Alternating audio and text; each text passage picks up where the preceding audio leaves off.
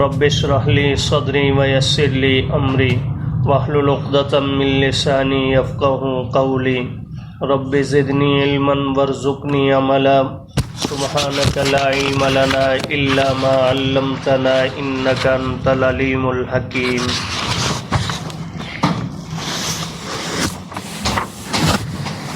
فاصبر، پس محبوب صلی اللہ علیہ وسلم آپ صبر کیجئے.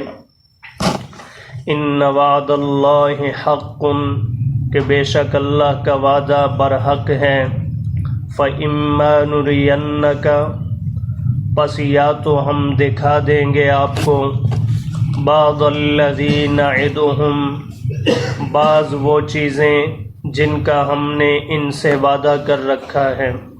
او نتوفینک، یا ہم آپ کو اپنے پاس بلا لیں گے. فَإِلَيْنَا يُرْجَعُونَ، پھر ہماری طرف ہی سب لٹائے جائیں گے. وَلَقَدْ أَرْسَلْنَا رُسُلًا، اور البتہ تحقیق ہم نے بھیجے کئی پیغمبر. من قبلک، آپ سے پہلے. منہم من قصصنا علیک، ان میں سے بعض وہ ہیں جن کے حالات ہم نے بیان کیے آپ پر. وَمِنْهُمْ، اور ان میں سے بعض وہ ہیں مَن لَّمْ نَقْصُصْ عَلَيْكَ، جن کے حالات ہم نے بیان نہیں کیے آپ کے سامنے. وَمَا كَانَ لِرَسُولٍ، اور نہیں ہے کسی پیغمبر کا اختیار أَن يَأْتِيَ بِآيَةٍ، کہ وہ لے آئے کوئی نشانی. إِلَّا بِإِذْنِ اللَّهِ، مگر اللہ کے حکم سے. فَإِذَا جَاءَ أَمْرُ اللَّهِ، پس جب آ جاتا ہے اللہ کا حکم. قُضِيَ بِالْحَقِّ، تو فیصلہ کر دیا جاتا ہے حق کے ساتھ. وَخَسِرَ هُنَالِكَ الْمُبْطِلُونَ، اور گھاٹے میں پڑ جاتے ہیں اس وقت باطل لوگ. اس رکوع کی ابتدائی آیات میں اللہ پاک نے کفار و مشرکین کی مذمت بیان فرمائی اور ان کا اخروی انجام اللہ پاک نے ذکر فرمایا کہ کھولتا ہوا پانی انہیں پینے کے لیے ملے گا، جہنم کی آگ میں جھونک دیے جائیں گے. اس وقت وہ اپنی طرف سے کوشش کریں گے کہ جن کو دنیا میں پوچھتے رہے ان سے کوئی مدد حاصل کر سکیں، لیکن کوئی جواب نہ ملے گا. بالآخر وہ اس بات کا دعویٰ کریں گے کہ ہم نے اللہ کے سوا کسی کو پکارا نہیں، لیکن یہ سراسر جھوٹ ہوگا اور اس سے ان کی جان بخشی نہ ہو سکے گی. اور بالآخر انہیں کہہ دیا جائے گا اب جہنم کے دروازوں میں داخل ہو جاؤ، جہاں ہمیشہ ہمیشہ کا رہنا ہے، اور یہ بہت برا ٹھکانہ ہے. تو ایک طرف اللہ نے مشرکین کی مذمت بیان فرمائی، ان کا انجام بیان کیا. دوسری طرف نبی کریم صلی اللہ علیہ وسلم اور آپ کے صحابہ کو تسلی دی کہ مشرکین مکہ کی ایذا رسانیوں پر اور ان کی باطل پرستی کی وجہ سے آپ کو جو تکلیف ہو رہی ہے آپ اس پر صبر کیجئے، اس کا بدلہ اللہ پاک خود لیں گے. تو آج کی آیات کریمہ میں وہی صبر کا مضمون اور تسلی کا مضمون موجود ہے.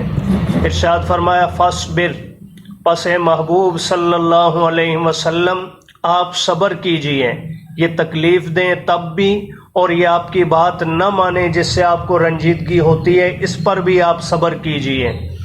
ان وعد اللہ حق، کہ بے شک اللہ کا وعدہ حق ہے. اللہ نے جو آپ سے وعدہ فرما رکھا ہے کہ آپ کے ماننے والوں کے لیے دونوں جہاں کی کامیابی ہے اور نہ ماننے والوں کے لیے ناکامی اور ہمیشہ ہمیشہ کا نقصان ہے، اللہ کا یہ وعدہ حق ہے. فرمایا فَإِمَّا نُرِيَنَّكَ بَعْضَ الَّذِي، پس یا تو ہم دکھا دیں گے آپ کو بعض وہ چیزیں نَعِدُهُمْ، جن کا ہم نے ان کافروں سے وعدہ کر رکھا ہے. اب یہ کافروں سے وعدہ کیا تھا؟ قرآن مجید میں دوسرے مقام پر عذاب کے وعدے تو ہیں ہی. اللہ نے ایک مقام پہ فرمایا سَيُهْزَمُ الْجَمْعُ، سارے کے سارے لشکروں کو جو ہے شکست خوردہ بنا دیا جائے گا. وَيُوَلُّونَ الدُّبُرَ، اور یہ وقت آئے گا کہ یہ مسلمانوں کے سامنے پیٹھ پھیر کر بھاگ جائیں گے. اب جب یہ آیات نبی کریم صلی اللہ علیہ وسلم پر اتر رہی ہیں تو اس وقت حالات یہ ہیں کہ مسلمان کھلے عام نماز تک نہیں پڑھ سکتے، دار ارقم میں چھپ کر نماز پڑھی جا رہی ہے، لیکن اللہ فرما رہے ہیں میرے محبوب ہم ایسا وقت لائیں گے، آپ کو دکھائیں گے کہ آپ کے سامنے یہ سارے شکست خوردہ ہوں گے اور پیٹ پھیر کر بھاگ رہے ہوں گے۔ اور ایسا پھر دیکھا منظر غزوہ بدر میں، دوسری جنگوں کے اندر، کہ کفار کو اللہ نے شکست فاش عطا فرمائی، اور فرمایا فَإِمَّا نُرِيَنَّكَ بَعْضَ الَّذِي نَعِدُهُمْ، یا تو ہم دکھا دیں گے آپ کو بعض وہ چیزیں جن کا ہم نے کافروں سے وعدہ کیا ہوا ہے کہ شکست کھائیں گے یہ ضرور، أَوْ نَتَوَفَّيَنَّكَ، اور بعض چیزیں ایسی ہیں کہ آپ پر وقت آ جائے گا، آپ کو ہم اپنے پاس بلا لیں گے۔ ویسے یہ وفات کے لفظ ہے، معنی اس کا یہی ہے ہم آپ پر وفات طاری کر دیں گے۔ ادب کے تقاضے کے تحت ہم نے معنی کیا ہے اس کا کیا جی، کہ ہم آپ کو اپنے پاس بلا لیں گے۔ تو چونکہ موت برحق ہے اور ما سوا اللہ کے ہر ایک پر اس موت نے آنا ہے، تو بہرحال فرمایا او نتوفینک، یا یہ ہوگا کہ کافروں کے بعض گروہ ایسے ہوں گے کہ جو آپ کی زندگی میں شاید مغلوب نہ ہوں، آپ نہ دیکھ سکیں، جیسے روم، فارس، حضور علیہ السلام کے زمانہ میں یہ لوگ فتح نہیں ہوئے یا یہ مغلوب نہیں ہوئے۔ حضور علیہ السلام کے زمانہ مبارک میں صرف عرب کے اندر اسلام پھیلا، لیکن اللہ کے محبوب دنیا سے جب پردہ فرما گئے، آپ علیہ السلام کے صحابہ کے ذریعے، خلفائے راشدین کے ذریعے اللہ پاک نے تمام کافروں کو مغلوب فرما دیا اور دنیا کی اکثریت پر اسلام غالب آ گیا۔ تو فرمایا یا ہم آپ کو آپ کی زندگی میں دکھا دیں گے، اور یا یہ کہ آپ کے دنیا سے اٹھ جانے کے بعد وہ حالات ضرور آئیں گے کہ کافر مغلوب ہو کر رہے گا۔ اور فرمایا فَإِلَيْنَا يُرْجَعُونَ، اگر دنیا میں بالآخر بچ بھی گئے، ان پر کوئی برا وقت نہ بھی آیا، تو انہوں نے لوٹ کر ہمارے پاس ہی آنا ہے اور وہاں ان کے ساتھ حساب برابر ہو جائے گا۔ اور پھر آگے یہی تسلی کا مضمون ایک دوسرے پیرائے میں، یہاں تو فرمایا صبر کیجئے، ایک وقت آئے گا یہ مغلوب ہوں گے آپ غالب، یہ بھی تسلی کا مضمون تھا۔ اب دوسری آیت کریمہ میں تسلی کا مضمون ایک اور انداز میں، اے میرے محبوب جو مشکل حالات آپ پر ہیں، آپ کے صحابہ پر ہیں، یہ صرف آپ پر نہیں، آپ سے پہلے 1.25 لاکھ کم و بیش انبیاء، ہر نبی پر، ہر نبی کے ماننے والوں پر یہ حالات، اس سے بھی تسلی مل جاتی ہے کہ میں اکیلا نہیں، میرے سے پہلے لوگوں پر بھی یہ حالات آئے۔ اب جیسے ہمارے سامنے 2005 کا زلزلہ آیا، اسی طرح جو ہے بعض اور ایسی آزمائشیں آتی ہیں جو اجتماعی طور پر، جیسے پچھلے سال میں سیلاب کی وبا آئی، تو اب ایسی آزمائشوں میں تسلی اور حوصلہ مل جاتا ہے دوسروں کو دیکھ کر کہ میں اکیلا نہیں ہوں، باقی سب بھی ہیں اس میں، اور اگر تنے تنہا کسی پر آئے ایسی آزمائش تو پھر برداشت سے باہر ہو جاتی ہے۔ جی تو اللہ پاک نے یہی مضمون یہاں اختیار فرمایا، میرے محبوب آزمائشیں برداشت کرنے میں آپ تنے تنہا نہیں، آپ سے پہلے 1.25 لاکھ کم و بیش انبیاء ہیں۔ تو فرمایا وَلَقَدْ أَرْسَلْنَا رُسُلًا مِّن قَبْلِكَ، اور البتہ تحقیق ہم نے بھیجے کئی پیغمبر، من قبل کا، آپ سے پہلے۔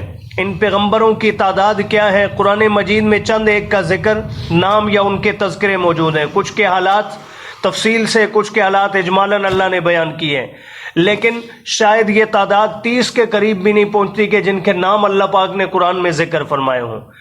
ایک حدیث مبارکہ میں آتا ہے حضور علیہ السلام نے فرمایا مجھ سے پہلے اللہ نے کئی نبیوں کو مبعوث فرمایا۔ صحابہ نے سوال کیا یا رسول اللہ کتنے انبیاء ہیں؟ تو آپ نے 2 عدد ذکر فرمائے، 1,24,000 یا 1,20,000، اس کے اوپر نیچے ہیں۔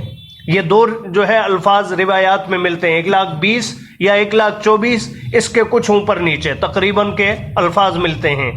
اسی لیے کہا جاتا ہے کہ 1.25 لاکھ کم و بیش انبیاء، کیونکہ مکمل تعداد نہ قرآن میں موجود ہے نہ حدیث مبارکہ میں سب کے حالات آئے ہیں۔ تو فرمایا اور ہم نے بھیجے آپ سے پہلے کئی پیغمبر، منہم من قصصنا علیک، ان میں سے بعض وہ ہیں جن کے حالات ہم نے آپ کے سامنے بیان کر دیے، تذکرے ہم نے آپ کے سامنے کر دیے ہیں۔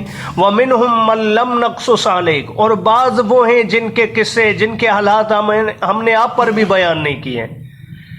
تو معلوم ہوا کہ نبی کو جو حالات کا پتہ چلتا ہے وہ من جانب اللہ ہوتا ہے، وہ وحی کی وجہ سے ہوتا ہے، اور یہی وجہ ہے جن نبیوں کے حالات اللہ نے اپنے محبوب کو بھی نہیں بتلائے، حضور علیہ السلام نے بھی ان کا ہمیں ذکر نہیں کیا، بتلایا نہیں احادیث میں، اس لیے کہ خود حضور علیہ السلام کی ذات مبارکہ کو بھی ان کا علم، تو معلوم ہوا کہ کلی علم صرف کس کے پاس ہے جی؟ اللہ کے پاس ہے، اللہ کے سوا کسی اور کے پاس نہیں۔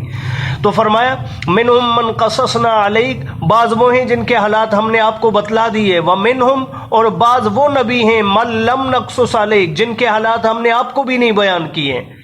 اور آگے ایک اور بات اللہ پاک نے بیان فرمائی، فرمایا وَمَا كَانَ لِرَسُولٍ، کسی نبی کے اختیار میں یہ نہیں، ان یاتی بآیۃ، کہ وہ اپنی مرضی سے کوئی نشانی لے آئے، معجزہ ظاہر کر دے، کوئی نشانی لے آئے، کسی نبی کے بس میں یہ نہیں ہے، یہ اختیار بھی کس کا ہے جی؟ مکہ کے اندر مشرکین مکہ نبی کریم صلی اللہ علیہ وسلم سے کئی بےہودہ قسم کے جو ہے مطالبات کرتے ہیں، یا رسول اللہ ہم آپ کو محمد تب پیغمبر مانیں گے آپ ہمارے سامنے اس پہاڑی کو سونے کا بنا دیں، ہم تب نبی مانیں گے آپ جو ہے نا اس زمین کو، صحرا کو، چٹکیل میدان کو جو ہے انگوروں کا، کھجوروں کا باغ بنا دیں، ہم تب مانیں گے آپ ہماری آنکھوں کے سامنے آسمانوں پہ چڑھ جائیں، آپ تب مانیں گے جب فرشتہ ہمارے سامنے آئے قرآن ہاتھ میں لیے ہوئے اور آ کر ہماری موجودگی میں آپ کو دیں۔ اس طرح کی باتیں حضور علیہ السلام کو اللہ پاک نے جواب میں فرمایا میرے محبوب آپ کہہ دیجئے کہ میں نہیں ہوں مگر ایک انسان جسے اللہ نے صرف نبی بنایا ہے، اس کے علاوہ میرے اختیار میں کچھ بھی نہیں ہے، یہ نشانیاں ظاہر کرنا یہ اللہ کی مرضی ہے۔ اور یہی بات اللہ پاک نے یہاں بیان فرمائی، نبی کے اختیار میں نہیں، ان یاتی بآیۃ، کہ وہ لے آئے کوئی نشانی، الا باذن اللہ، مگر اللہ کی مشیت سے، اللہ کے حکم سے۔ یہی وجہ حضرت موسیٰ علیہ السلام نے اپنا عصا مبارک اللہ کے حکم سے چھوڑا نیچے، فرمایا اسے نیچے رکھ دیجئے، وہ اژدہا بنا، حضرت موسیٰ علیہ السلام ڈر کر پیچھے ہٹنے لگے۔ اب اگر نبی کا اختیار ہوتا تو نبی کو تو پتا ہوتا کہ یہ لاٹھی میں نے خود سانپ بنائی ہے، مجھے ڈرنے کی کیا ضرورت ہے۔ اب جادوگر لاٹھیوں کو، رسیوں کو سانپ بناتے ہیں جو مجھے آپ کو نظر آ رہا ہوتا ہے، حقیقت میں نہیں ہوتے، تو وہ انہیں پکڑ بھی لیتے ہیں یا نہیں؟ اس لیے پکڑتے ہیں کہ انہیں پتا ہوتا ہے کہ یہ ہم نے ان پر اثر رکھا ہوا ہے، یہ حقیقت میں سانپ۔ تو اب اگر موسیٰ پیغمبر نے خود اسے سانپ بنایا تھا تو پکڑ لیتے نا، ڈرنے کی ضرورت کیا ہے؟ لیکن وہ ڈرنے لگے تو اللہ پاک کو فرمانا پڑا لا تخف سنعیدها سیرتها الاولی۔ تو اللہ نے یہاں بھی بتلا دیا کہ نبی کا اختیار نہیں، یہ اختیار کس کا ہے جی؟ اللہ کا۔ تو فرمایا فَإِذَا جَاءَ أَمْرُ اللَّهِ، اور اللہ اتنے با اختیار ہیں کہ جب اللہ کا حکم آ جاتا ہے قُضِيَ بِالْحَقِّ، تو پھر حق کے ساتھ فیصلہ ہو جاتا ہے، اور جب اللہ کا فیصلہ ہو جائے تو پھر حق والے ہی کامیاب ہوتے ہیں۔ وَخَسِرَ هُنَالِكَ الْمُبْطِلُونَ، باطل جتنے ہیں وہ سب کے سب اس وقت کیا ہو جائیں گے جی؟ ناکام اور نامراد جی۔ اللہ پاک ہمیں دین حق کی سمجھ اور اپنانے کی توفیق نصیب فرمائے۔